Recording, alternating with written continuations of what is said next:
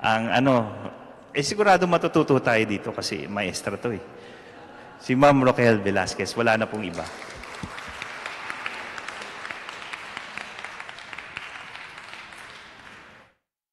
Thank you, Brother Gino. Magandang gabi sa lahat. Good evening, brothers and sisters. Paki-greet nga ng hello ang ating katabi. Hello po sa ating katabi. And pakisabi po sa ating katabi, it's nice to be with you tonight. Yan. So, welcome po sa lahat ng mga nandito ngayon, pati yung mga taong nagjo-join sa atin through our FB Live. Maraming salamat po. And alam niyo po, ang ating talk series ay medyo mahaba, no? Nagsimula tayo noong March, patuloy ng April, and hanggang May, tulad ng in-announce ni Brother Gino, we are going to talk about life in the community. Now, last week, medyo masaya yung topic natin. Naalala niyo ba kung ano yung topic last week? Oo, cheerful giving, by Sister Nancy. And last week, mapapangiti kayo kasi nga, may giveaway pa. Dala niyo ba yung mga giveaway ninyo? Yan, ako rin, gamit ko na agad. No? God loves a cheerful giver. Pero alam nyo, yung topic natin ngayon na ang pinamagatang faithful and true, medyo ito yung hindi nginingitian. Hindi itong nginingitian masyado. Bakit? Tonight, we're going to talk about the sufferings and the trials that every Christian goes through. Yan. Sino dito ang natutuwa kapag may pinagdadaang pagsubok? Taas ang kamay? Wala. Oo. Malamang, no? Kasi kung may nagtaas ng kamay, magtataka ako sa inyo kung tuwan-tuwa kayo habang may pagsubok. No? Yes, that's true. Whenever we face trials, suffering, hindi tayo napapangiti, hindi tayo natutuwa. That's normal, okay?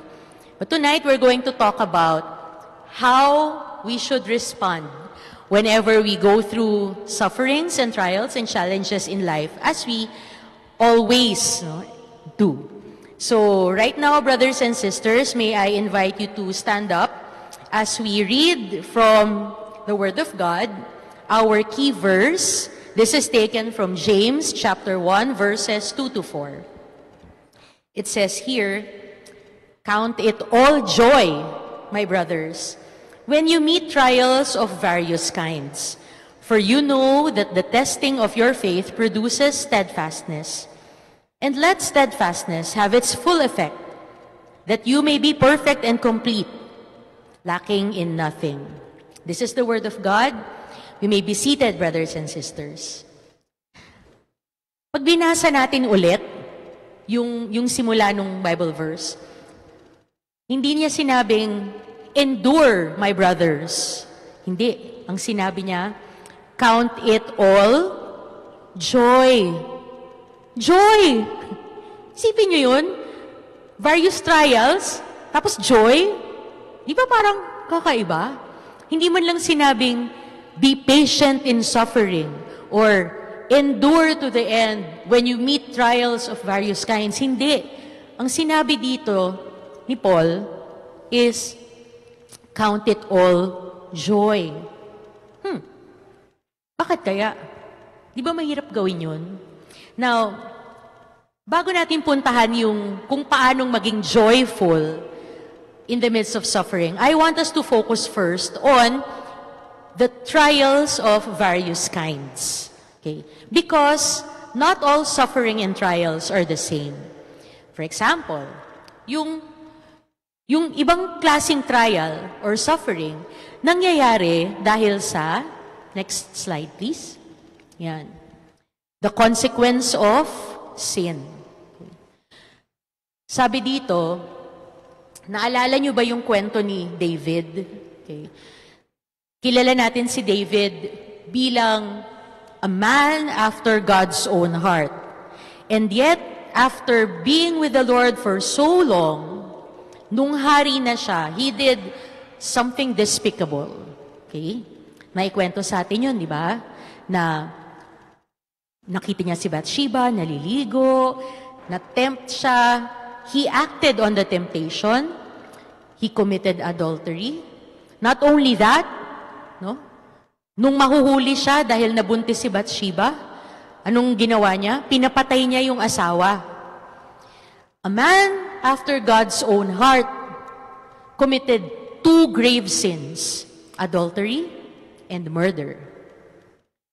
And yet,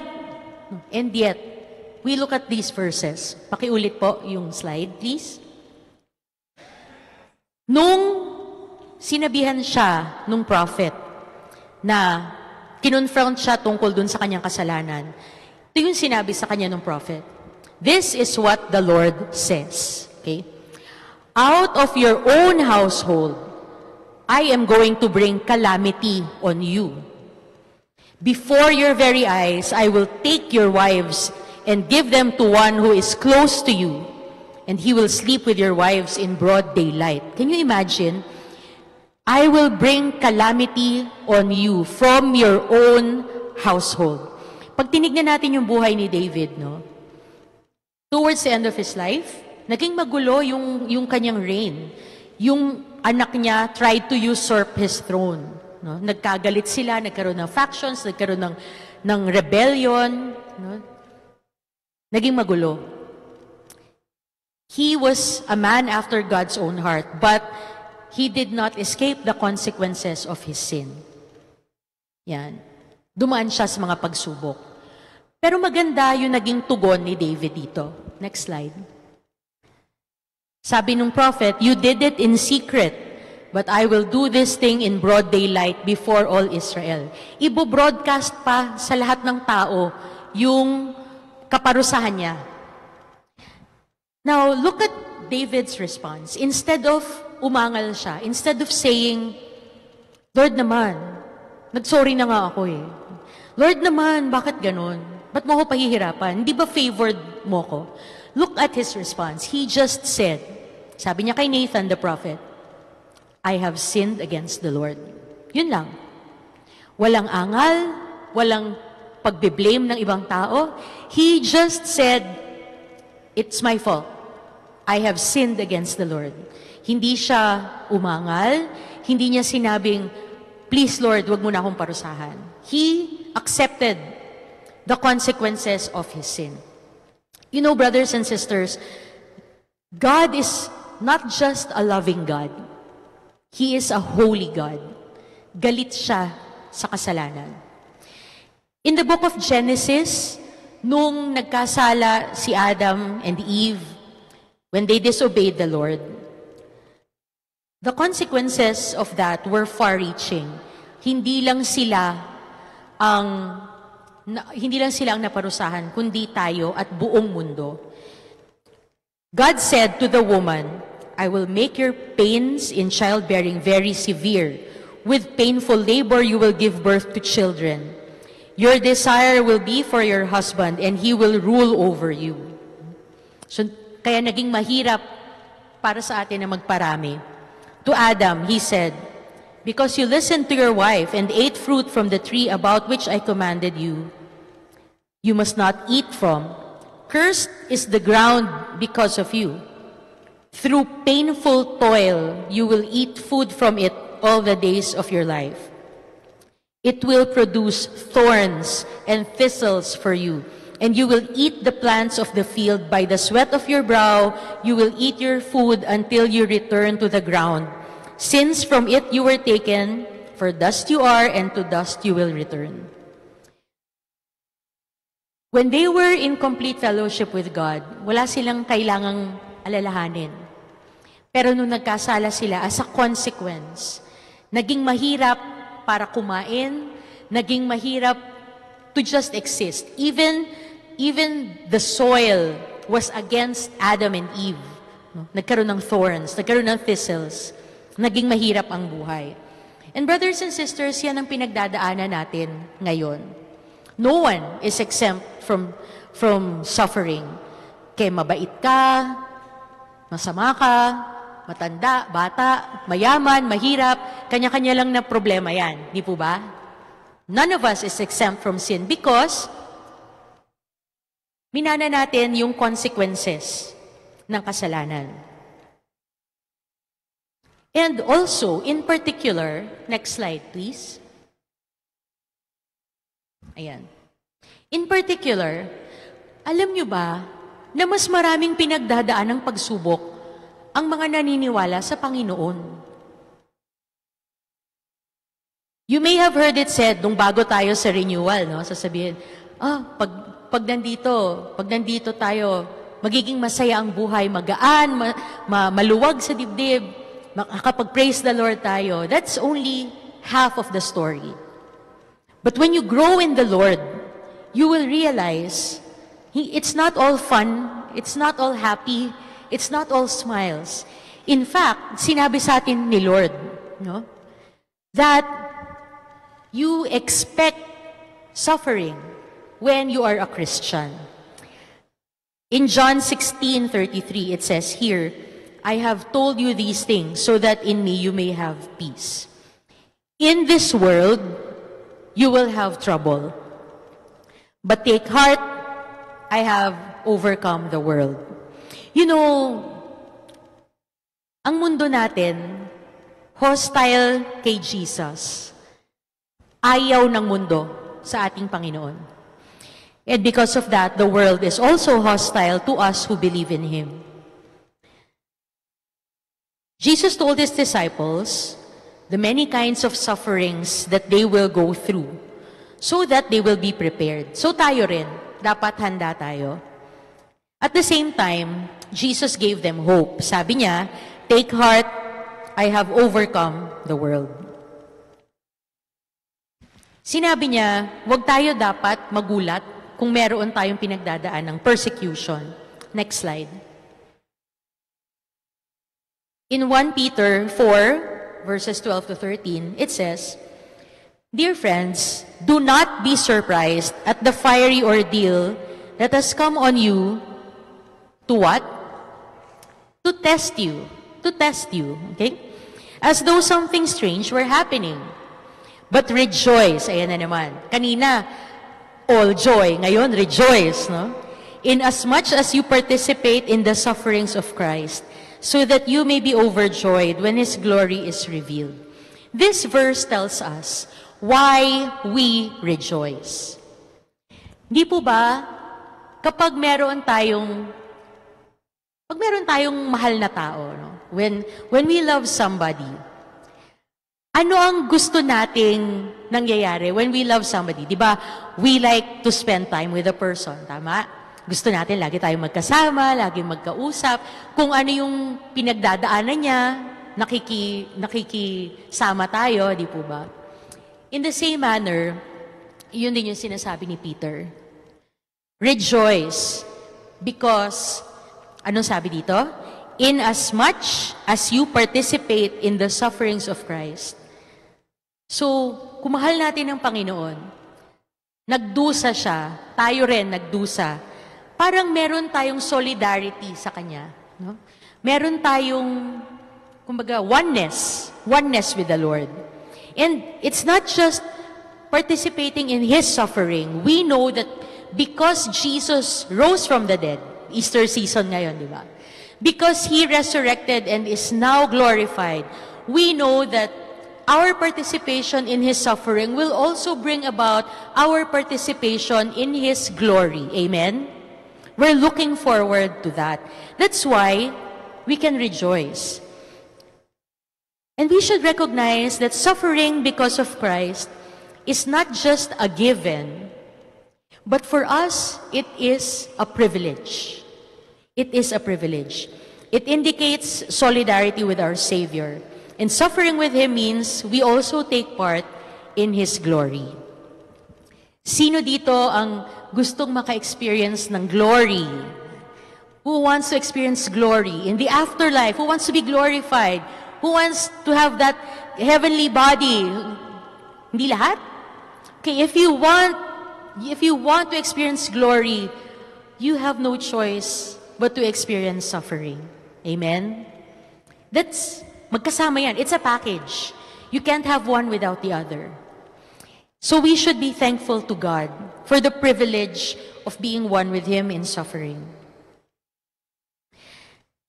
And we expect, brothers and sisters, dito sa ating community, habang nandito tayo tuwing prayer meeting, pag Sunday, masaya ang buhay kasi pare-pareho tayo mag-isip, di ba? Nagkakaintindihan tayo, pare-pareho tayo ng Diyos na sinasamba, nag-enjoy tayo sa worship, no? We talk about the Lord. When we raise our hands, no one ridicules us, di ba? But when we get out of this place, ibang usapan na yun. Next slide. In fact, everyone who wants to live a godly life in Christ Jesus will be persecuted. But as for you, continue in what you have learned and have become convinced of, because you know those from whom you learned it. Paglabas natin, hindi lahat ng tao katulad nating mag-isip. Meron ba sa inyong napagtawanan na dahil bago kayo kumain, magdadasal muna kayo? O kaya nalaman ng mga kasama ninyo sa trabaho na nag-attend kayong prayer meeting, tapos bibiru-biruin kayo, uy, si praise the Lord, nandito na. Mga ganyan. O kaya alam nilang Kristiyano ka, nagjo-joke-joke sila. Tapos paglapit mo, bigla silang tatahimik. Naku, huwag kayo mag-joke dyan. Naku, ano na yan? Banal na yan, banal na yan. Ganon, di ba? They make you feel out of place. They make you feel as if hindi ka na belong. And in fact, brothers and sisters, partly that's true. We do not belong to the world. Amen? We may be of this world, but we do not belong to the world. We should be set apart. We should be living lives that are radically different from what the world lives. Hindi tayo dapat panghinaan ng loob when we are ostracized, when we are persecuted. Pag nababrand tayo na, ano naman yan eh, holier than thou naman yan eh, banal-banalan yan, bait-baitan lang yan eh. Diba? Minsan nakakarinig tayo ng ganon. And nahihiya tayo tuloy ipaalam sa iba that we believe in Jesus. Nahihiya tayong ipakita sa kanila, nagtataas tayo ng kamay, na nagka-clap-clap tayo o sumasayaw tayo during worship. No? Nahihiya tayo na ipaalam yon o makita ng iba. Kasi, it's not normal. But God says, continue in what you have learned and have become convinced of. Okay. We are to expect persecution. In fact, we are to take joy in it. We are called to persevere, and we are encouraged to live out what we learn from God, focusing our eyes on Jesus, not on the applause of man, and not on what they will tell us, not on their approval. Ngayon, hindi lamang sa persecution yung inaasahan natin. Alam niyo ba na minsan, si Lord mismo ang nagpapadala ng mga problema na pinagdadaanan natin. Siya mismo.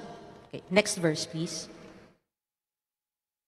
In the book of Proverbs, it says, "The crucible is for silver, and the furnace is for gold, and the Lord tests hearts."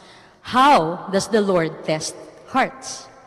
It's usually through suffering. It's usually through pain. It's usually through the things that we don't want to go through. Okay? Pinapadala ni Lord yung mga ganyang bagay sa buhay natin. Hindi dahil sa gusto niya nakikitang nahihirapan tayo. Hindi yun eh. He does it to test hearts. Now, you might ask, di ba alam na ni Lord yun? Di ba alam naman niya lahat? Ba't kailangan pa niya i-test yung heart? Kung alam naman niyang mabuti akong tao, kung alam naman niyang susunod ako sa Kanya, why does He have to test me? Why should I undergo these trials? Naalala niyo yung kwento ni Job? Yung famous story of Job. If you recall, ang nangyari doon, sinabi ni God, pinagmamalaki ni God si Job kay Satan. Sabi niya, tignan mo tong follower ko to, si Job. Righteous yan. Sinasamba ko niyan. Ang puso niyan para sa akin. Alam ni Lord, God knew Job's heart was for him. Ano sabi ni Satan? Kaya naman ganyan yan kasi pinagpapala mo eh. Huwag mong pagpalain yan. Curse ka niyan, sabi niya. So ano sinabi ni God? Hindi. May tiwala ako sa kanya. Sige, gawin mo kung anong gusto mong gawin sa kanya. Huwag mo lang siyang sasaktan. Huwag mo siyang papatayin. Do not touch him. So ano nangyari kay Job? Lahat ng paghihirap, dinanas niya. Nawala yung ari-arian niya, nasunog yung bahay niya, yung cattle niya, yung yaman niya, lahat. Nawala. And what happened? Yung mga kaibigan niya, sinasabihan siya, you must have done something. Siguro parusa ng Diyos yan sa'yo. You must have sinned against the Lord. Inaccuse na siya. Kung ano-ano sinasabi sa kanya. Mga kaibigan pa niya to. And siya litong-lito, sabi niya, I have not sinned against the Lord. But I will still yet praise Him because sabi nga niya, no, kung ano yung binigay, the Lord giveth, the Lord taketh away. Yan, nagpuri pa rin siya. So, hindi pa nagkasya doon yung si Satan. Sabi niya, bakit kanya i-curse? Andiyan pa yung pamilya niya eh. Andiyan pa yung pamilya niya. Okay pa siya. Wala siyang sakit. Ang sabi ni Lord, sige. Ikaw bahala. Yung sa pamilya niya, wag mo lang siyang papatayin. Ano nangyari? Namatay buong pamilya niya. Lahat, pati mga anak niya, asawa niya. And then, towards the end, pati siya nagkasakit. He was covered with boils. He was hurting and everything. Job experienced all that. And yet, he did not curse God. He still found it in his heart to believe in the Lord. Now I ask you, alam ba ng Panginoon ang puso ni Job? Yes or no? Yes, right? Yes. But why did he allow Job to go through that immense and continuous suffering? I would like to propose that it wasn't for God. Alam ng Lord kung ano ang puso ng tao. But Job would not ever have been certain of his own heart if he had not gone through all those things. Amen? Hindi malalaman ni Job kung gaano niya kamahal ang Panginoon kung hindi niya pinagdaanan lahat ng hirap na yon. Amen? The testing of a heart is not for God. It is for us, brothers and sisters. When we go through trials, when we go through challenges, the knowledge of who we are and what we are capable of doing in the Lord is for us. We get to know who we are. We get to know ourselves. And that's a way for God to show us na you are favored. I believe in you. Okay? Psalm 66 verse 10 says, "For you, O God, have tested us. You have tried us as silver is tried." You know, God tries the faith of those whom He calls. Okay? Kung tinawag ka niya, dadating at dadating ang panahon sa buhay mo na ititest ka ng ating Panginoon. He did that with Abraham. He did that with Joseph. He did that with Moses, with Job. Yung mga characters sa Old Testament, pati sa New Testament, yung mga apostles, He did all that, made them suffer, allowed them to go through all kinds of trials and hardships because God was able to prove their steadfastness in their faith in Him by the way that they turned to Him in moments of crisis. So tatanungin ko kayo, brothers and sisters, when you go through trials, mabigat na problema, it could be a financial thing, it could be about your health, it could be about relationships, it could be about anything. What is your response? Ano ang unang pumapasok sa isip ninyo? Do you immediately turn to God and ask for His help? Or do you talk to God and blame Him na, Lord, bakit mo ako pinabayaan? Ba't mo hinahayaang mangyari sa akin to? Nagtatampo ba tayo kay Lord? Or do we continue to be steadfast in our faith? Because the testing of our faith is not just for our knowledge. Hindi lamang yun para malaman natin ano ang state ng ating puso.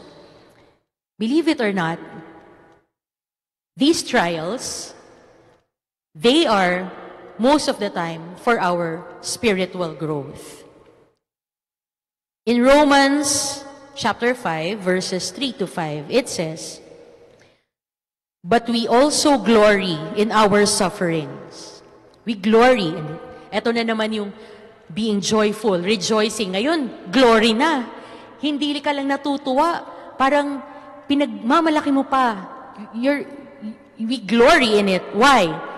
Because we know that suffering produces perseverance. Perseverance produces character. And character produces hope. Hope.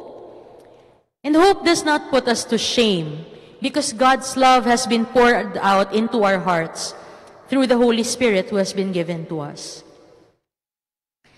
You know, itong topic po na to, faithful and true, malapit to sa aking puso. Especially since for the past year or so, me and my family have been going through quite a lot of trials. Ngayon, nangingitian ko yan. But it doesn't mean it wasn't hard. For a lot of you, alam niyo yung kwento, no? But just to give you some details, noong 2023, lumipat kami we were uprooted from our old home, pinaalis kami dahil dun sa ginagawang subway, no? So, napilitan kaming umalis. Medyo mabigat sa loob kasi senior na po ang mga kasama namin sa bahay. Ako na lang, tsaka yung isang pinsan ko yung hindi senior. And at that age, you'll be uprooted from the comforts of your surroundings. No? Sanay ka na doon. They've been living there for more than 50, 60 years. Bigla kang ma-uproot, mapupunta ka sa ibang lugar, you know how difficult it is to move, right? May mga naglipat na ba ng bahay dito? Oo, yan. Sige po. Alam nyo kung gaano kahirap yun. Magtapon ng gamit, mag-ayos ng gamit. Wala kaming kasambahay. Senior na ang parents ko. Nagtatrabaho ko. Ang hirap. But finally, 2023 November, we were able to transfer to our temporary home. So, sige, sabi ko, madaming kailangan ayusin, maraming kailangan asikasuhin, etc., ganyan. Nakaset yung isip namin lahat dun sa pinapagawa naming bahay. No? Finally, nagkaroon na kami ng kontratista. Yan. So, constant coordination and all. Wala pang isang buwan ng paglipat namin. Hindi pa nga kami nakakapag-unpack ng mga gamit. Wala pang isang buwan, na-diagnose yung dad ko with colorectal cancer. And it came at a really bad time because may pasok pa ako noon, inaasikaso namin yung lipat, yung pinapagawang bahay. Walang makakatulong sa aking iba kasi malayo na kami dun sa dati naming tinitirhan. Hindi familiar sa amin yung mga tao sa paligid. May kanya-kanya na ring sakit yung mga iba naming kamag-anak. It came at a really bad time. And of course, the diagnosis of cancer is always life-changing, right? Kung may mga kilala kayo, may mga kamag-anak kayo, may mga ka-close kayo who were diagnosed, you know how it feels. Especially for an only child like me. So, sabi ko, Lord, parang ang bigat. Ba't ngayon? At saka, ngayon pa, sabi ko, excited kami magpagawa ng bahay, masaya kami. Tapos, bibigyan mo kami ng ganito? Tapos tatay ko pa, siya na nga lang yung katuwang ko sa bahay na nag-aasikaso nung pinapagawang bahay. Siya yung lagi kong kausap, siya yung hingahan ko na sa mga nanloob, ganyan. Siya pa. And it also came at a bad time kasi December yun. Alam niyo yung season ng Pasko. Tapos ganun yung balita. Tapos, yung result ng biopsy lumabas siya 2 days after Christmas. I spent Christmas anxious. Di ko alam kung anong kalalabasan ng biopsy. Anong mangyayari? Saan ako maghahanap ng doktor? Kasi lahat ng doktor noon, nakabakasyon. Wala kaming mahanap. Ang hirap mag-communicate talaga. And the availability of the doctors, second week na ng January. Imagine, we spent December 25, New Year, the week after that, not knowing what to do. Wala kaming magawa. Wala kaming makonsultang doktor. Wala ka naman magagawang treatment. Wala. Really came at a bad time. Naka-hiatus din tayo noon, di ba? Wala tayong prayer meeting noong mga panahong yon. So, walang ganito. Yeah. And I cried to God. I am a very impatient person. Ayoko naghihintay. Ayoko talaga naghihintay. But for those 2 weeks, every day, niiyak ko yan sa Panginoon. Sabi ko, Lord, bakit ganun? Masaya kami dapat eh. This is supposed to be a new chapter in our life. Papagawa ng bahay, looking forward to something new, and then you give us this news. You know, the funny thing about God is that hindi niya tayo sinasagot the way that we want Him to. Hindi eh. Hindi niya ako sinabihan kung bakit. You know the only thing He said? He impressed on my heart. Sabi niya, I want you to remember. Sabi ko, remember what? What should I remember? And it flashed in my mind what happened around 7 years ago. 2017. In 2017, almost the same exact thing happened. Nagkasakit yung dad ko. At that time, it was a meningioma. No? He had to undergo brain surgery. And I was at a loss. Wala rin akong masyadong mapuntahan. Nagtatrabaho pa rin ako noon. I was lost. I didn't know what to do. And yet, God was faithful. No? Nagpadala pa rin siya ng mga tulong in the form of family, this community, no, who prayed for us, who sustained us, not just financially, but morally, yung talagang moral support talaga malaking bagay. And God said, remember. And I remembered that 7 years ago, when I didn't know what to do, when everything seemed dark and hopeless, I was afraid, God was there. Amen? And you were there. No? Marami sa inyo, nandun din, journeying with us. And I remembered, sabi ko, oo nga no. And in my mind, yung logic ko, ang sinasabi, God was faithful then. And if God is unchanging, He's faithful now. Right? And He's going to be faithful tomorrow. And brothers and sisters, yun lang yung pinanghawakan ko the entire year. After that, sabi ko, sige Lord, sabi mo, remember. I will keep remembering that. How faithful you were before. And how you will be faithful now. Even if I don't understand. Even if I don't see it yet. Even if hindi pa magaling yung dad ko. Even if, you know, we were so busy with his consults, with his treatments and all. Sige, okay lang, Lord. I will remember. And I will keep trusting you. And you know, brothers and sisters, after a year, nung natapos din yung gamutan ni Daddy mga November ng 2024, magaan sa loob. Amen? Hindi mahirap na samahan siya dun sa mga treatment niya, gumising ng maaga. Nung radiation niya, everyday yon 6 o'clock. Andun na kami sa, everyday, pumapasok din ako noon. May pasok pa kami. It wasn't hard. Honestly, it wasn't hard.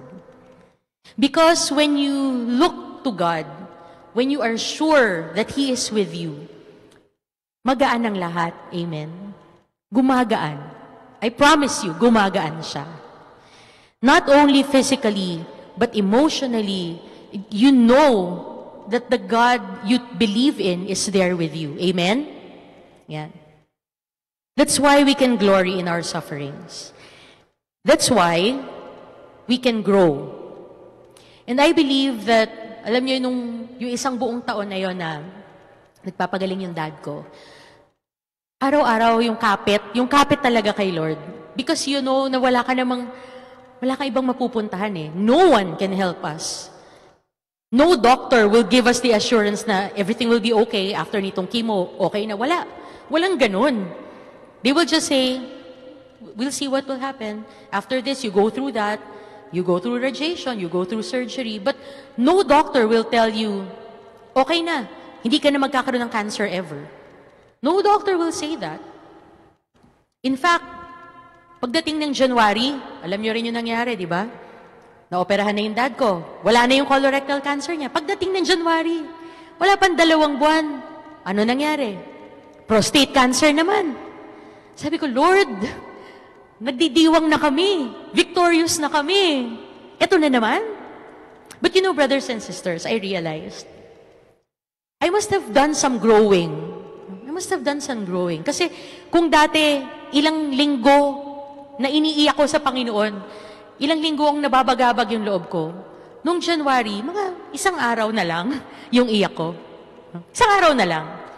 Hindi naman may iwasan, minsan nagtatampo tayo kay Lord. Amen? Pag hindi natin maintindihan, when we're overwhelmed with our emotions, sometimes it cannot be helped. Pero 1 araw na lang. And I said, Lord, thank you because kahit papano, you made me grow. And not only that, I realized also na hindi pala useless yung mga trials na pinagdaanan namin. Di ba sabi ko sa inyo, isa sa mga inangal namin, yung pinaalis kami dun sa dati naming bahay, di ba? Na-uproot kami. We were out of our comfort zone. But praise God that it happened. You know why? You know why? Ask me why. Kasi, sakto yung timing ni Lord. Saktong-sakto talaga. Pagkakuha namin nung pera galing sa DOTR, and mind you, brothers and sisters, we were so blessed.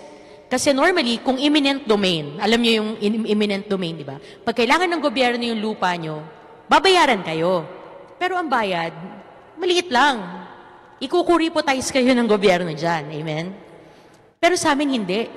Dahil itong project ng subway, kapartner ang JICA, iba ang terms. Hindi mababa. Ang binigay sa amin, makakapagpatayo talaga kami ng bahay. Hindi over, pero sakto. Saktong-sakto lang na makakapagpatayo ka ng panibagong lilipatan. Amen? Kung hindi namin nakuha yon, kung hindi namin nakuha yung perang yon, at nalaman namin na may cancer yung dad ko, alam niyo ba kung gaano kamahal ang gamutan ng cancer? We spent around 3 million plus sa treatment ng dad ko for the entire year. That much. Saan kami kukuha nun? I'm a teacher by profession. Kahit magtrabaho ako ng 10 taon siguro, hindi ko maiipon yun. But praise be to God. In our time of need, eksakto, wala pang 1 buwan nung kinailangan ng treatment ng dad ko, meron kaming mahuhugot. Amen? Isn't God great? Isn't God great, brothers and sisters? His timing is perfect. And even though sakto lang yung pera, at the moment we needed it, it was there. Amen? Hindi namin kailangang maging anxious, mag-worry, ano ipapang pagamot ng tatay ko? Hindi. It was there. And even though ngayon, syempre, kailangan mong palitan yung perang nagasta dahil nagasta na nga doon, no? So may kulang pa sa bahay. Nandun na yung trust. The trust is there. That, okay, God, you allowed this to happen, so you will see us through. Amen? The anxiety is gone. Because God is faithful. And because God is faithful, we can be faithful. Amen?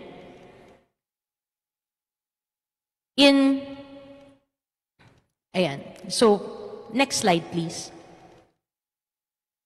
Ayan. In all this, you greatly rejoice, though now for a little while you may have had to suffer grief in all kinds of trials. These have come so that the proven genuineness of your faith, of greater worth than gold, which perishes even though refined by fire, may result in praise, glory, and honor when Jesus Christ is revealed. Brothers and sisters, our suffering is so that we may know our hearts, that we may grow in faith, and not just that, that we may glorify the Lord. Amen? Because in the end, it is all about God. Our victory or how we handle our challenges and trials, it's all about Him. Ultimately, the proof of our genuine faith that is seen after we triumph over our trials results in giving glory and honor to our Lord Jesus Christ. Because after all, He is the source of all. He's the source of our faith, our steadfastness, our strength, lahat ng mabuti sa atin, He is the source of all. So let's go back to our key verse. Balikan natin yung key verse natin yan. For you know that the testing of your faith produces steadfastness. And let steadfastness have its full effect, that you may be perfect and complete, lacking in nothing. Testing produces steadfast faith in God. And this steadfast faith results in making us strong Christians, perfect in our trust and dependence on the Lord. We will lack for nothing because we put our complete trust in the God who provides. Amen? So, in summary, the desired outcome of every trial is steadfastness and faithfulness. But the ultimate goal is to bring glory and honor to our Lord Jesus Christ. Amen? It's all about Him. It's all about Jesus. It's all about giving glory to Him. It's not just for our deepening. It's not just so we will be a better person or a better Christian. It's all about giving Him the glory. That's why, sabi ko nga, malapit sa puso ko itong topic na to. Because right now, I would like to give God the glory for all that we have gone through, for all those sleepless nights and all the conversations I've had with the Lord that helped me to know Him just a bit more this past year. I give praise and glory. Can we give the Lord a clap offering, brothers and sisters? He is good. Amen? Mabait ang ating Panginoon. So, in closing, I would like to give you 3 tips. What should we do when we go through all kinds of suffering? Number 1, 3 P ang bibigay ko sa inyo. Number 1, of course, pray. Anyway, yan ang natural nating gagawin. Wala ka naman talagang pupuntahan kundi si Lord. Sabi sa Romans 12:12, be joyful ulit, be joyful in hope, patient in affliction, faithful in prayer. When you go through trials and you don't understand, keep in constant communication with God. Ask Him, Lord, what do you want to tell me? What do you want to teach me? Meron ba akong kasalanan na hindi ko na i-confess sa'yo? Meron ba akong dapat matutunan? O gusto mong palalimin ako? What do you want to tell me, Lord? So number 1 is prayer. Number 2, P, put your trust in God. When you pray, God will reveal to you who He is and who you are to Him. Romans 8:28. It's a very familiar verse, and it's also one of my life verses. And we know that for those who love God, altogether, let's say, all things work together for good. Okay? For those who are called according to His purpose. Might be a trial, no matter how difficult the trial, no matter how seemingly impossible the circumstance, all these things are for our good because we believe in God. Amen? That's why we can trust Him. That's why we can put our trust in God. Because ultimately, the things that He allows us to go through, they are for our good. Amen? And finally, the last P. Minsan mahirap gawin to. Lalo na kung dumadaan ka sa pagsubok. But I challenge you, brothers and sisters, if you offer a sacrifice of praise in the midst of trials, in the midst of your tears, God will honor that. Amen. He will bless you for that. For I consider that the sufferings of this present time are not worth comparing with the glory that is to be revealed in us.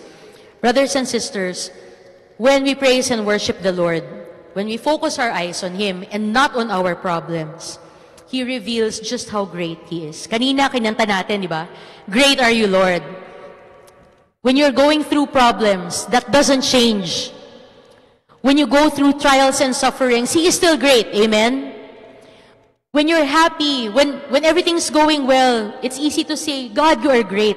But when you're suffering, mas kailangan mong sabihin, God, you are great. Amen? Because He is greater than your problems. He is greater than whatever troubles you are going through. He's greater than your fear. He's greater than your doubt. God is a great God. So, what do we do? Number 1, pray. Number 2, put your trust in God. Number 3, praise and worship Him. Just a few verses to remind us, brothers and sisters. 2 Corinthians 4:16 to 18 says, Therefore, we do not lose heart. Though outwardly we are wasting away, yet inwardly we are being renewed day by day. Tumatanda tayong lahat. Pwede tayong magkasakit. Our bodies may be wasting away. But inwardly, we should be growing stronger. For our light and momentary troubles are achieving for us an eternal glory that far outweighs them all. Whatever troubles we are going through, these are light and momentary, incomparable to the glory that we will have. So, we fix our eyes not on what is seen, but on what is unseen. Since what is seen is temporary, but what is unseen is eternal. Focus our eyes on God. Because in Isaiah 41, verse 10, one of my favorite verses, God said, Do not fear, for I am with you. Do not be dismayed, for I am your God. I will strengthen you and help you. I will uphold you with my righteous right hand. Do you believe the word of God, brothers and sisters? Do you believe in God's word? Do you believe that you can trust Him? If you truly believe that you can trust the Lord, brothers and sisters, I invite you now to stand up. We're going to close by doing these 3 things. We're going to pray, we're going to put our trust in Him, and we're going to praise the Lord. Amen? Let's pray, brothers and sisters. Father God, maraming salamat po. I don't know the circumstances of my brothers and sisters, but all of us have our own trials to go through. But tonight, Lord God, we declare these are but light and momentary troubles. They do not compare to the glory that awaits us, Lord God. And we claim that you are a sovereign God, you are faithful. I ask you right now, brothers and sisters, to pray this song. Close your eyes. Close your eyes. Namnamin ninyo yung kanta.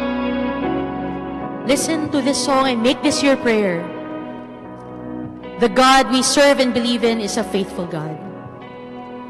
Make this your prayer tonight, brothers and sisters. Ating Panginoon, thank you, Lord. You were faithful then. You'll be faithful now. You'll be faithful tomorrow. Amen. As a parting, Lord, I pray for my brothers and sisters that whatever trials they may be going through, Lord, be present in their lives. Lord, let them know you more. Let them grow spiritually, deeper, more in love with you, Lord God. Use them for your greater glory in your kingdom. This we pray in Jesus' name.